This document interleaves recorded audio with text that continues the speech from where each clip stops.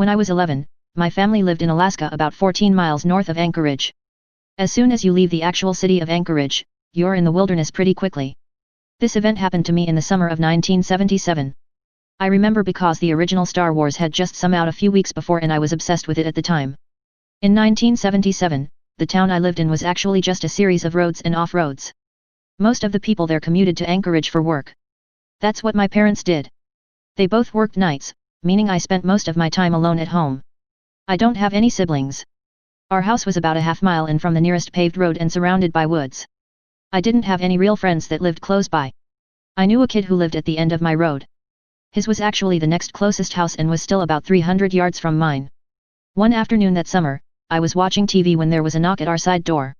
I looked outside and saw it was the kid from the end of the street with someone else. I opened the door and he told me this kid was his cousin whose family had flown up from wherever they were from to visit. I can't remember the kid's name. I do remember immediately being nervous around this guy. He had blonde hair down to his shoulders, wore a t-shirt under a thin leather vest. He also had one of those wallets on a chain. This kid's eyes were dark as hell. I was 11 and hadn't ever seen evil before, but this kid set off something in my brain. The boy from down the street even seemed nervous around him. He said he had told his cousin about my BB gun and how cool it was. I had recently been given a BB gun as a gift. I told them to wait outside and I would get it. I just knew I didn't want that kid in my house. I got the BB gun and went outside and handed it to the weird kid. He rolled it over in his hands and looked it up and down without his expression ever changing.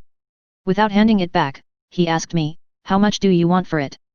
I can't remember my reaction after all of these years, but I didn't really need money and the gun was a gift, so I told him it wasn't really for sale and I remember apologizing for some reason. Unfazed, the kid hands the gun back to me, then reaches behind his back and pulls out the biggest damn knife I had ever seen. I remember thinking for a second that it was a sword. If you've ever seen the movie Crocodile Dundee, where he tells some robbers that's not a knife. This is a knife, and pulls out a huge knife, well, that's the knife this kid had.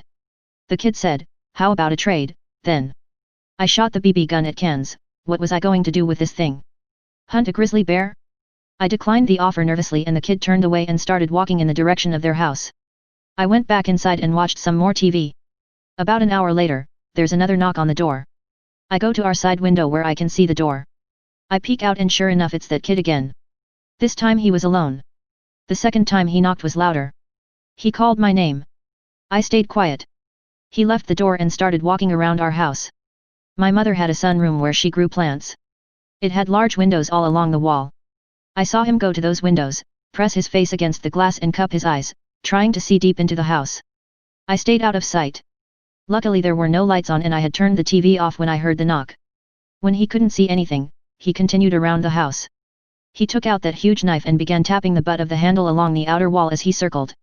Then he started saying, "I know you are in there." I almost shit myself. Of course, he knew I was in the house.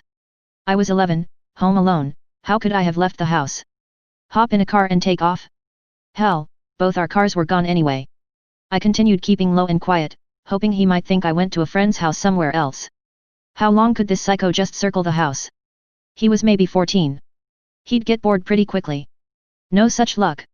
This kept up for about an hour. The tapping and his voice telling me to come out and that he had another trade for my gun. Screw that. I had gone all in on the "I'm not home" tactic, so I stayed quiet and made my way to the kitchen where our one telephone was. This was 1977. No cell phones and our phone was attached to a wall in the kitchen. Luckily it had a super long handset cord. I got it, stayed low to the floor and called my mother at work. She took me seriously, but there was no way she could get home.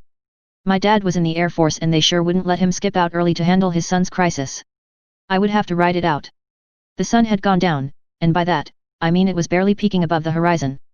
In the summer, the sun never went completely down in our area. The kid kept pacing around for another 30 minutes or so and then was suddenly gone.